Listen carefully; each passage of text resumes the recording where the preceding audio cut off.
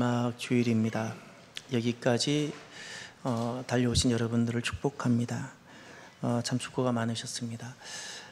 저는 상반기를 돌아보면 우리 교회 세 가지가 생각이 납니다. 순모임이 점점 잘 정착되어져 가고 있는 그 모습을 보면서 영적 생명력을 느끼고 있고, 또 하나 그 교회 돌봄입니다. 텃밭이 생겼습니다. 그리고 주차장이 생겼습니다. 그런데 저 텃밭은 누군가가 가서 돌봅니다.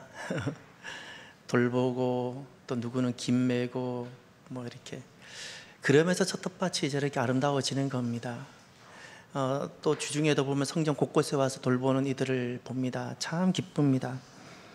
텃밭이 생겨서 참 좋고, 또 하나됨을 느낀 적이 있었습니다. 창립 기념주일 그 전국 노래자랑 혹시 기억나시나요? 참 기쁘고 선물 같은 시간이었습니다. 이렇게 우리가 상반기 마지막 시간에 달하는데 하나님께 먼저 감사를 드리고, 그 많은 일들 수고롭고 또 힘든 순간도 있었는데 견디며 여기까지 오신 여러분들을 축복합니다. 신앙함이란 무엇일까요? 신앙함이 있고 종교함이 있습니다. 신앙함은 참 가치가 있고 소중한 것이며 기본입니다. 손흥민 아버지 손웅정 그분이 쓴 책, 그 모든 것은 기본에서 출발한다라는 책을 보면 그 손흥민에 대해서 알게 된 것이 있었습니다. 축구를 엘리트 코스를 늦게 시작을 했습니다. 엘리트가 되려면 일찍 조기 교육을 해서 성장을 해도 국가대표가 된다는 것도 쉽지 않은데 늦게 시작했습니다. 그리고 아주 인상적인 것, 제 기억이 맞다면 한 6년 정도인 것 같습니다. 6년 동안 훈련 코치이자 아버지인 이 손흥정 감독이 아들이자 선수로 들어온 흥민에게 단 한 번도 슈팅하지 못하도록 했답니다. 축구 선수의 꿈은 수비수든 공격수든 미드필더든 누구든지 골 넣고 싶은 겁니다. 심지어 골키퍼라도 골 넣고 싶지 않겠어요?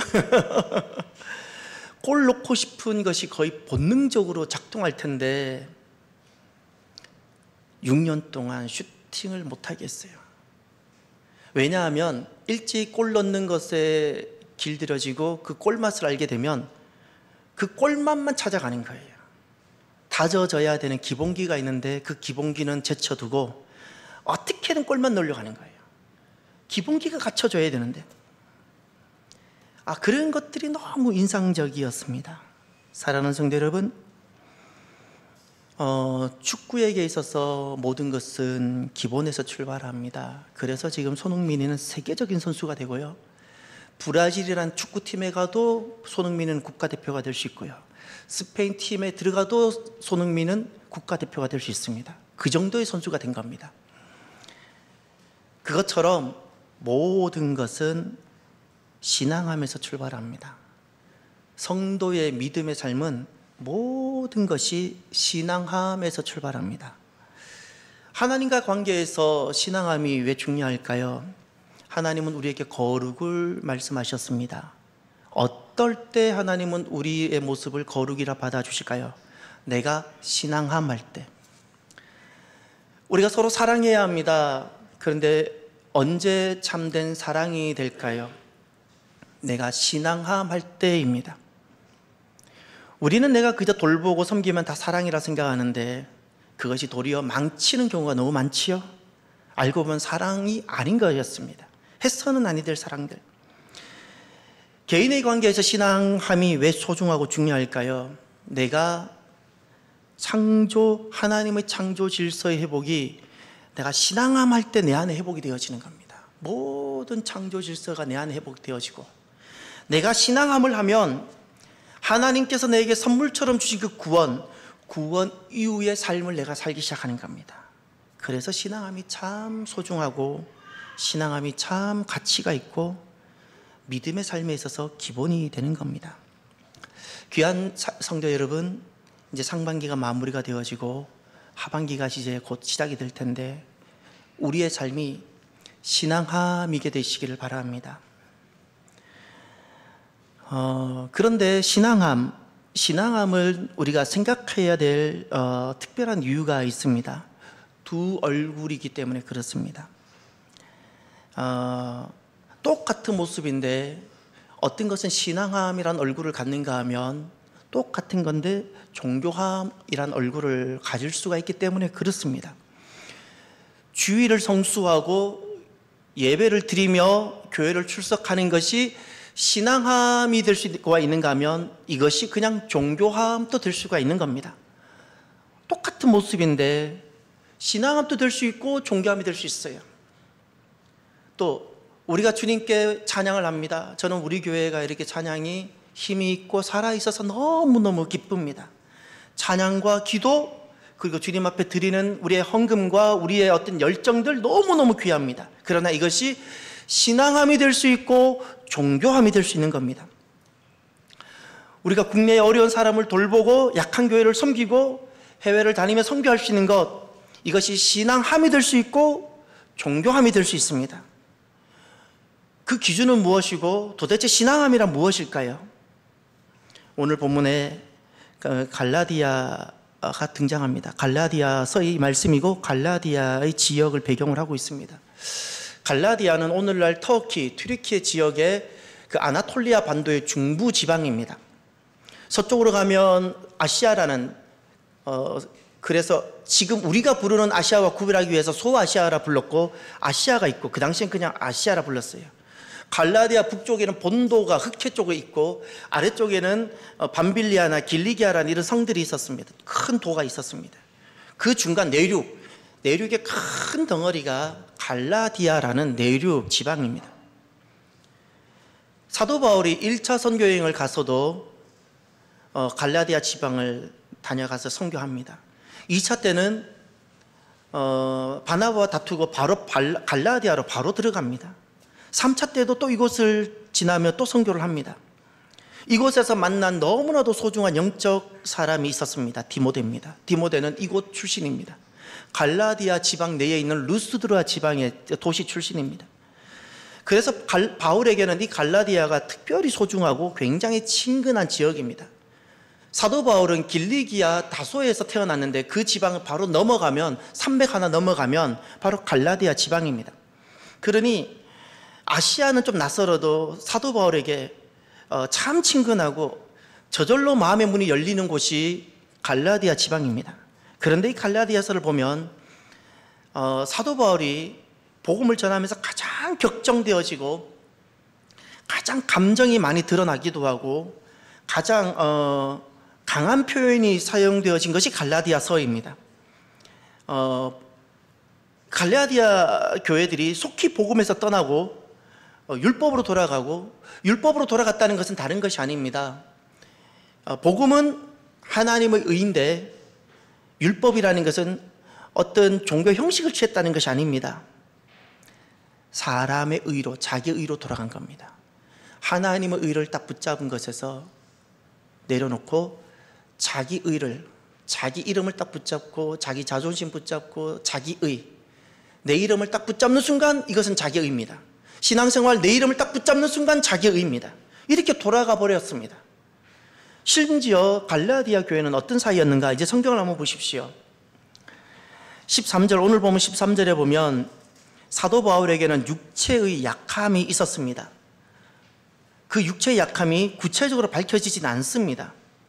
14절에 보면 이렇게도 말합니다. 너희를 시험하는 것이 내 육체에 있으되, 신학자들이 사도 바울에게 있어서 육체의 약함과 사람들을 시험하는 것을 두 가지로 추정하고 있습니다. 하나가 안질, 그래서 성경에 보면 큰 글자로 너에게 썼다는 표현도 있고 또 간질도 있습니다. 안질 또는 간질, 어느 것일지는 정확하게 모르겠지만 아마 둘 중에 하나였을 겁니다. 안질 가지고는 시험에 들진 않잖아요. 분명히 예를 들어 이런 겁니다. 여러분의 목사가 말씀을 전하다가 휘가닥 자빠지고 얼마나 여러분 시험 드시겠어요. 이런 어떤 사도 바울을 만나는 사람들이 시험이 들 수밖에 없는 어떤 것이 있었는데, 그럼에도 불구하고 갈라디아 성도들이 처음엔 어떻게 대응을 보십시오. 14절 중반절, 이것을 너희가 업신여기지도 아니하며 버리지도 아니하고, 놀랍지 않나요? 그것이 안질의 문제든 그것이 간질의 문제든 업신여기지 않았어요. 버리지도 않았어요. 참 놀랍지 않습니까? 그리고 오직 나를 하나님의 천사와 같이 또는 그리스도 예수와 같이 영접하였도다. 그리고 너무너무 감동스러운 거, 성경에 단 한 번 여기에만 기록됩니다. 15절을 보세요. 하반절. 너희가 할 수만 있었더라면 너희의 눈이라도 빼어 나에게 주었으리라. 이것 때문에 안질이라는 표현이 나옵니다. 사도 바울에게 눈이야만 문제가 있어서, 그래서 갈라디아 교인들은 내 눈이라도 대체해 주고 싶은 그런 마음이었던 것으로 보입니다. 중요한 것은 이런 너무나도 아름다운 관계가 갈라디아 교회와 사도 바울의 관계였는데 16절을 보세요. 그런즉 내가 너희에게 참된 말을 함으로 원수가 되었느냐. 지금 사이가 많이 좋지 못합니다. 굉장히 멀어졌습니다. 이런 상황에서 우리가 질문을 다시 드려봅시다. 사랑하는 성도 여러분, 신앙함이란 무엇일까요? 이런 상황 속에서 내가 예배 드림이란 무엇일까요? 이런 관계 속에서 내가 찬양한다는 것은 어떤 것일까요? 지금 나에게는 씨를 뿌렸는데 열매가 아니라 열매가 맺어지지 않는, 열매가 다 돌아가 버리는 수포가 생겼고, 기대했던 사람들로부터 어쩌면 좀 배신감도 느끼고 허탈감이 아마 분명히 인간 사도 바울에게는 있었을지 모르겠습니다. 이런 상황에서 신앙함이란 무엇일까요? 보통 이런 상황이 되면 사회상에서는 어떻게 일을 하죠? 담쌓고 돌아가잖아요. 내가 너 안 본다. 내가 뭐 이렇게 너에게 수고를 해. 나 너 안 봐. 등 돌리죠. 신앙함이란 무엇일까요? 첫 번째, 신앙함이란 사람의 관계에 있지 않고 하나님을 알아가고 하나님을 찾아가는 것, 이것이 신앙함입니다. 지금 19절을 보십시오. 너무 중요한 말씀 하나 나옵니다. 오늘 주제 말씀입니다. 다 함께 볼까요? 나의 자녀들아, 너희 속에 그리스도의 형상을 이루기까지 다시 너희를 위하여 해산하는 수고를 하노니. 아멘. 다시라는 부사에 집중해 주십시오. 이 다시라는 말은 이미 사도 바울에게는 아픔이 생겼고 뿌렸던 모든 씨앗이 수포가 되고 결실은 보지 못한 채 도리어 배신 같은 어떤 상황이 있는 상황입니다. 신앙함이란 다시를 이루어내는 겁니다. 관계가 또, 사람과의 관계가 더 악화되어졌습니다. 신앙함이란 사람과의 관계에 근거하지 않습니다. 신앙함이란 하나님과의 관계에 절대적으로 그리고 오직 기초하는 것입니다. 하나님을 알아가는 겁니다. 씨를 뿌렸지만 결실이 나지 않아도 이 상황을 가지고 내가 하나님을 알아가고 하나님께 가까이 나아가는 겁니다. 사랑과의 관계는 깨어졌고 전에는 눈이라도 빼줄 사이였지만 지금은 원수가 되었을지라도 그리스도께서 우리를 어떻게 사랑하시고 우리를 위해 어떤 은혜를 베풀어 주셨는지 그 그리스도의 사랑과 은혜에 내가 기초해서 서는 것이 신앙함입니다. 사랑과의 관계가 소중하고 정말 귀한 것이지만 그럼에도 불구하고 신앙함이란 성령님의 관계 속에 거하는 것이 신앙함입니다. 우리가 신앙의 믿음의 선진들을 보면 실패나 아픔을 겪지 않는 사람이 단 한 사람도 없습니다. 그런데 그들이 결국 믿음의 선진이 된 결정적인 이유는 다시를 이루었습니다. 사람을 보고 환경을 보면 절대 세상의 원리로 돌아가서 나 너 이제 얼굴 안 본다. 내가 너를 위해서 이렇게 해야 될 이유가 무엇이냐? 나 너 손 턴다. 이렇게 할 수 있지만 세상은 다 그래서 조금만 수만 틀려도 담쌓고 등 돌리고 살아갑니다. 그러나 신앙함이란 내가 하나님 관계 속에 서 있는 겁니다. 텃밭을 관리하는데 신앙함이란 이런 겁니다. 그저 풀이 났기 때문에 뽑는 것이 아니라 풀을 뽑으면서 내가 하나님 앞으로 나아가는 겁니다. 교회를 돌봅니다. 신앙함이란 교회가 청소를 해야 되기 때문에 청소하는 것이 아니라 이 청소하는 시간이 내가 하나님을 알아가고 하나님께 나아가는 시간인 겁니다. 어머니가 자녀를 양육합니다. 내 자녀니까 힘들도록 양육하는 것이 아니라 이 자녀를 양육하면서 내가 하나님을 찾아가고 하나님 앞으로 나아가는 겁니다. 이것이 신앙함입니다. 그래서 사랑하는 성도 여러분, 신앙함이란 사람의 관계에 기초하지 않습니다. 하나님을 알아가고 하나님을 향하며 하나님을 찾아가는 것, 여기에 신앙함이 있습니다. 오늘 저와 여러분들에게 한 가지 단어를 던지고 싶습니다. 이 단어가 우리 가슴속에 새겨졌으면 좋겠습니다. 단독자입니다. 단독자, 하나님 앞에 서 있는 단독자입니다. 내 앞에 갈라디아 사람들처럼 전에는 호응하다가 지금은 다 등을 돌렸을지라도 나는 하나님 앞에서 단독자로 나를 세울 수 있어야 됩니다. 그러면 나의 삶은 다시를 만들어내는 겁니다. 하나님 앞에서 단독자, 사람이 있어야 내가 무엇을 행하고 움직일 수 있는 인생이 아니라 하나님 한 분만으로도 내가 살 수 있고 하나님 한 분만이 나의 힘이 되는 단독자입니다. 이것이 신앙함입니다. 그럼 두 번째, 신앙함이란 하나님의 보내심을 따라 맡은 자들을 섬기는 것이 신앙함입니다. 19절을 보면 나의 자녀들아 너희 속에 그리스도의 형상을 이루기까지 다시 너희를 위하여 해산하는 수고를 하노니 아멘. 너희를 위하다, 해산하는 수고를 하다. 나는 나에게 등을 돌린 갈라디아 교회와 성도들을 위하여 위한다. 나는 갈라디아 교회를 위하여 해산하는 수고를 한다. 나는 너희를 위한다. 나는 해산하는 수고를 한다. 지금 관계가 굉장히 좋지 못합니다. 얼마나 좋지 못했는지는 우리가 단언할 수는 없습니다. 그러나 조금 수가 틀어진 정도가 아닌 것으로 보입니다. 보통은 세상은 이런 거지요. 수가 틀어지고 등을 돌리면 나도 등 돌리고 나도 얼굴 안 보고 세상은 보통 그렇게 합니다. 그것은 신앙과는 관계가 없습니다. 인과응보라는 단어가 있죠. 인과응보로 살아가는 것은 신앙은 아닙니다. 그냥 자연적인 법칙이죠. 너가 나를 떠나느냐? 나도 너를 버리겠다. 신앙함은 아닙니다. 어머니 모습을 보십시오. 어머니들은 자녀들을 인과응보로 대하는 부모는 단 한 명도 없습니다. 무엇이 신앙함일까? 하나님의 보내심을 따라 살아가는 겁니다. 하나님의 보내심입니다. 내가 무엇인가가 좋아서 하는 것도 아니고요. 내가 지금 해산의 수고와 같이 큰 고통과 아픔이 있기 때문에 피하는 것도 아니고요. 하나님이 보내셨기에 그냥 가는 겁니다.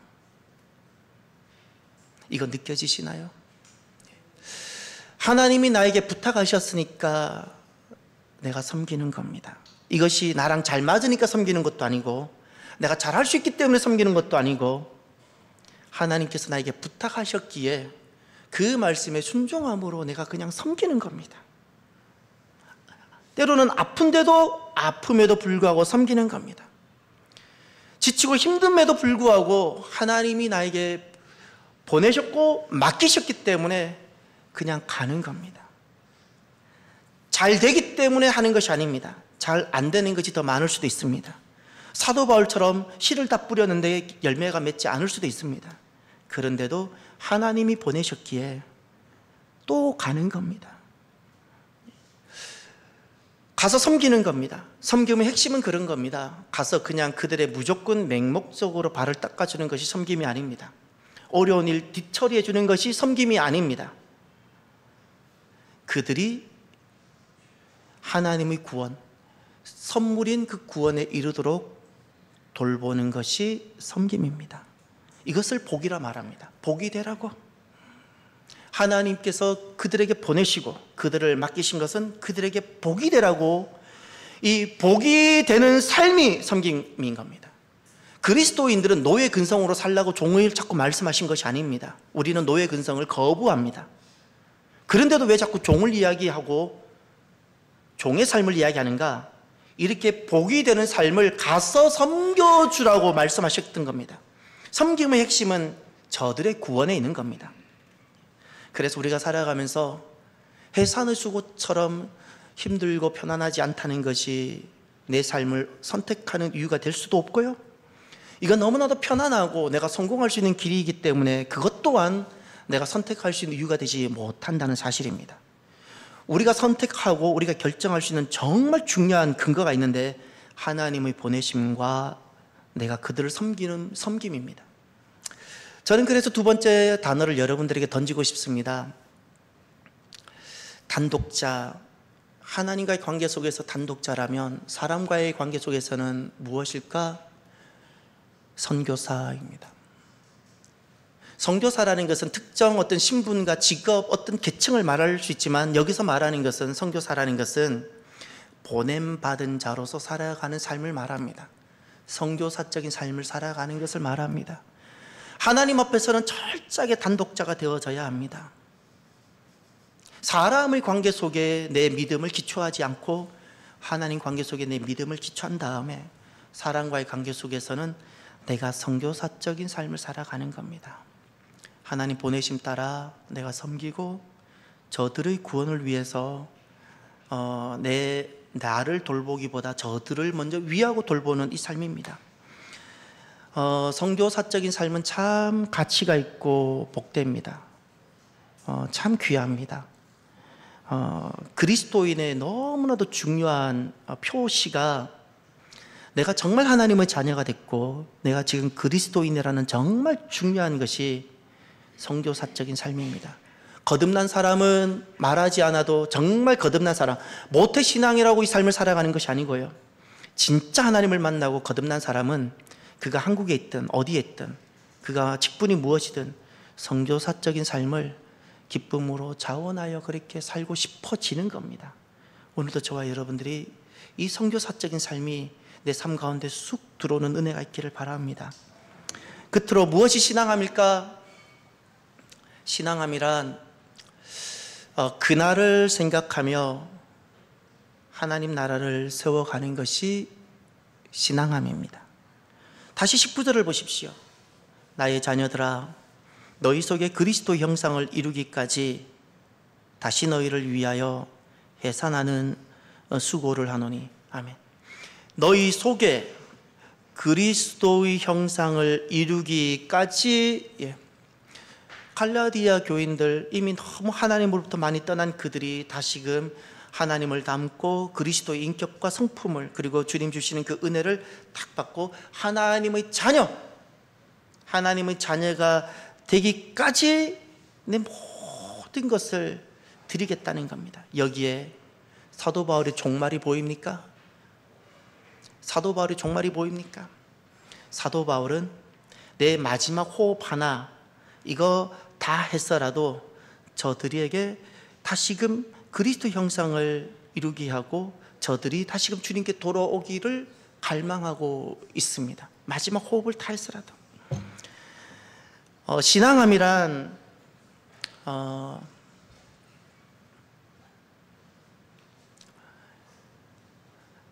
종말을 살아가는 겁니다.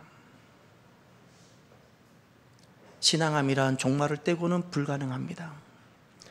이 땅에서 아무리 성공해도 신앙함이 아닙니다. 이 땅에서 아무리 성품이 좋아도 신앙함은 아닙니다. 신앙함이란 다른 것으로는 설명이 안 됩니다. 내가 신앙하다, 그것은 예비되어진 하나님 나라, 그리고 그 종말을 내가 준비하며 내가 만날 그리스도 예수님을 내가 그리워하며 내가 이 땅에서 저 하늘 나라를 바라보고 소망하며 살아가는 것, 이것이 신앙함입니다.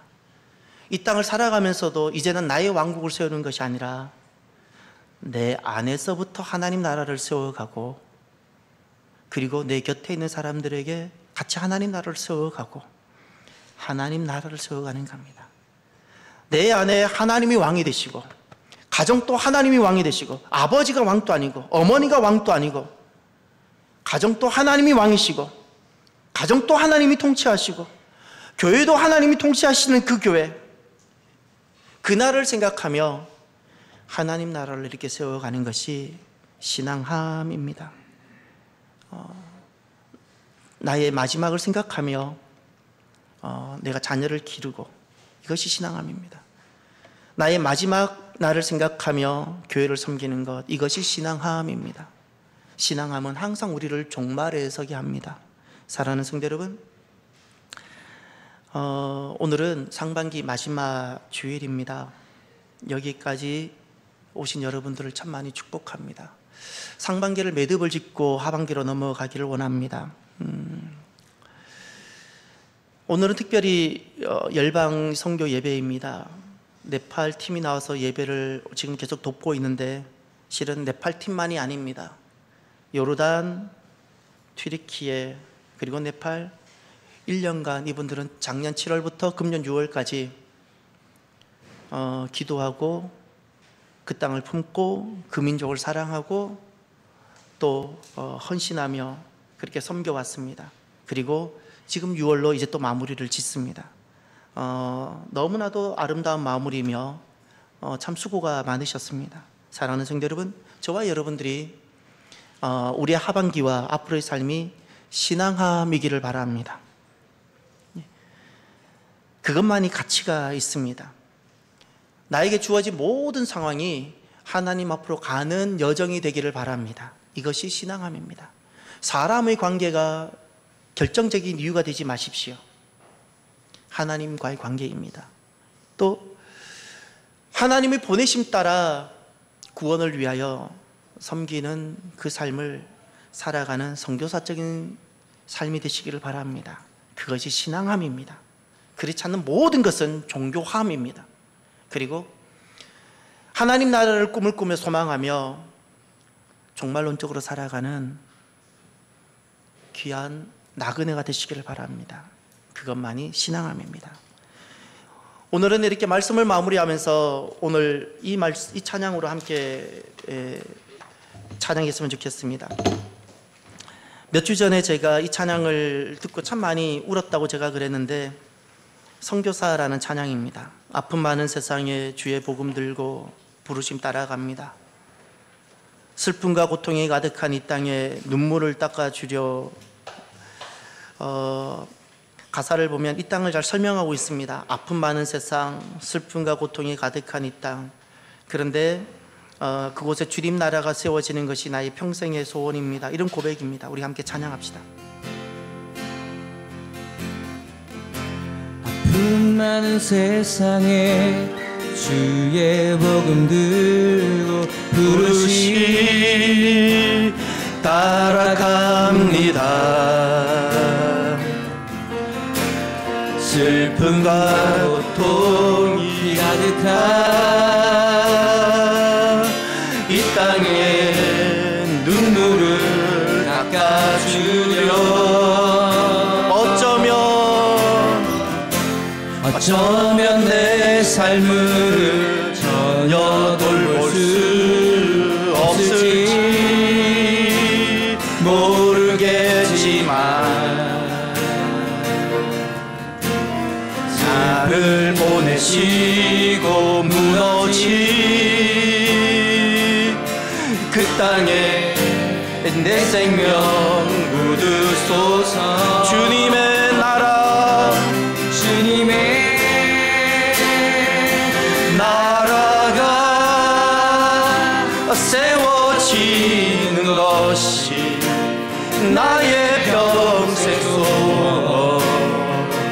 주님의 교회가 이곳에 세워짐이 마지막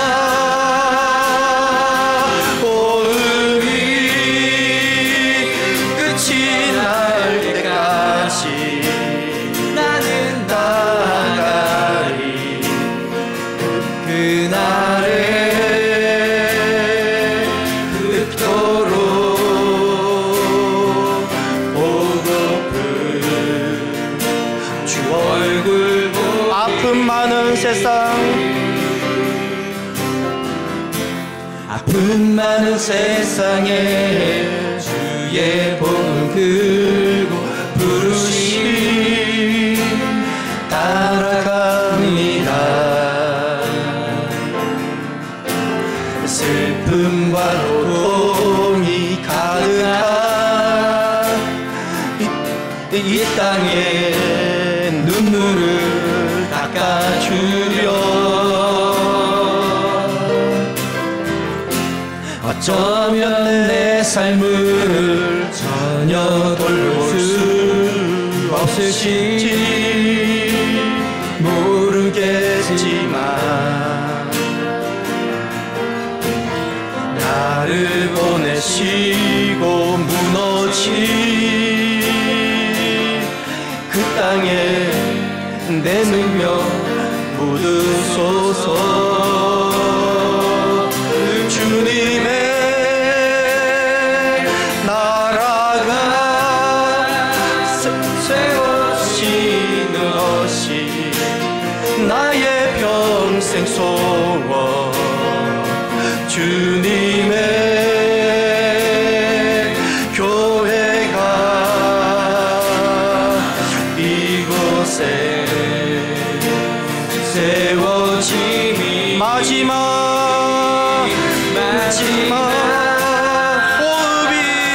호흡이 끝이 날 때까지 나는 나가리. 그날에 그토록 보고픈 주 얼굴 보리. 주님의 나라, 주님의 나라가 세워지는 것이 나의 평생 소원. 주님의 교회가 이곳에